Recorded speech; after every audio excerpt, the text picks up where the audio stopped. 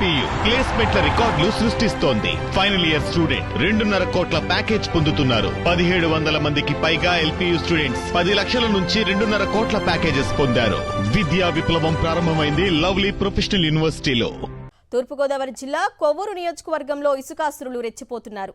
కూటమి నేతల కనుసనల్లో గోదావరి నది నుంచి విచ్చలవిడిగా తవ్వకాలు చేపడుతున్నారు. వంతెనలు దెబ్బతింటున్నాయని 24 పడవలను సీజ్ చేసిన అధికారుల కళ్లు గప్పి అక్రమ రవాణా చేస్తున్నారు. అక్రమార్కుల దందాపై మాజీ ఎమ్మెల్యే తలారి వెంకట్రావు ఆగ్రహం వ్యక్తం చేశారు. పక్కిలంక ర్యాంపులో సీజ్ చేసిన డ్రెజర్లను ఆయన పరిశీలించారు. మరింత సమాచారాన్ని మా ప్రతినిధి రాజు అందిస్తారు.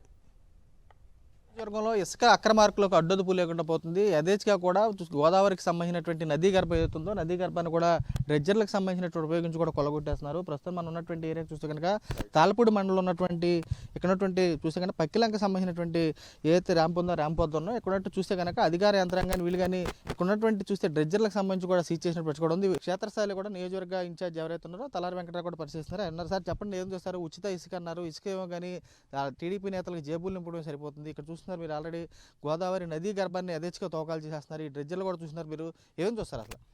ఏమండి, కూటమి ప్రభుత్వం అధికారం చేపట్టే ముందు ఉచిత ఇసుకని వాగ్దానం ఇచ్చింది. ఉచిత ఇసుక అంటే ఏంటి అలా నాకు అర్థమవుతుంది, దాని మాటకు అర్థం లేదు. ఇవాళ సుమారుగా వాళ్ళ టీడీపీ నాయకులు జేబులు నింపుకోవడానికి చేసింది తప్ప వేరేటి కాదు. టన్నుకి 80 రూపాయలు ఇవ్వాలి అంటే సుమారుగా 16 నుంచి 2000 అవుతుంది. కానీ ఇవాళ 6500 వరకు పొందారు. అంటే 3500 వరకు ఎవరి జేబులోకి వెళ్తే అర్థమవుతలేదు. సుమారుగా జిల్లా వ్యాప్తంగా 20 డిజ్జింగ్ మిషన్లో సీల్ చేయడం జరిగింది. కానీ తూతీ మంత్రంగా సీల్ చేస్తున్నారు. అలా ఈ తేవడానికి ఎక్కడో నడిపేవాళ్ళు అంటే ఇక్కడ హైదరాబాద్ అంటే నడిపేవాళ్ళు అందరం. కానీ ఇవాళ ఇక్కడ ఉన్నాయి.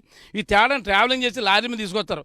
కానీ సీల్ చేసి ఇక్కడ ఎందుకు ఉన్నాయి ఇలా అలా దీన్ని ఉంచవచ్చు. అక్కడ సీల్ చేసి బయట పాడేలు తీసుకెళ్ళి బయట వేసి ఎక్కడికి వెళ్ళి లారీని పంపించేయాలి.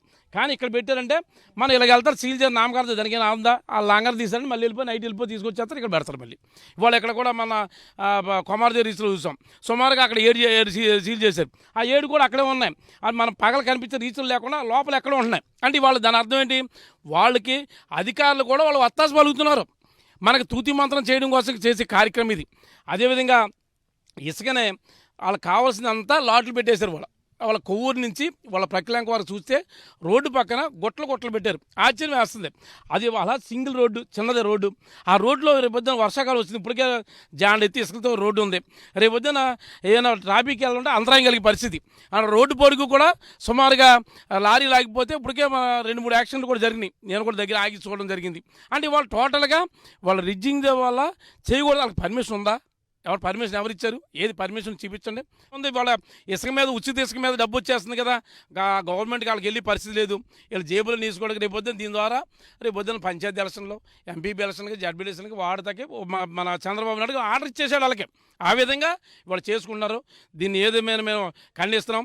ఏదైనా ఉద్ధృతం చేసి ఇంకా రాబోయే రోజులు ఇంకా దీన్ని అది ముందుకు తీసుకెళ్తామని తెలియజేస్తాం. క్షేత్రస్థాయిలో కూడా తామంతా కూడా పేదవాడికి సంబంధించి చేరాల్సినటువంటి ఇసుక కూడా పూర్తిగా కాంట్రాక్టులు, బడా కాంట్రాక్టుల ద్వారా చేరుతుంది.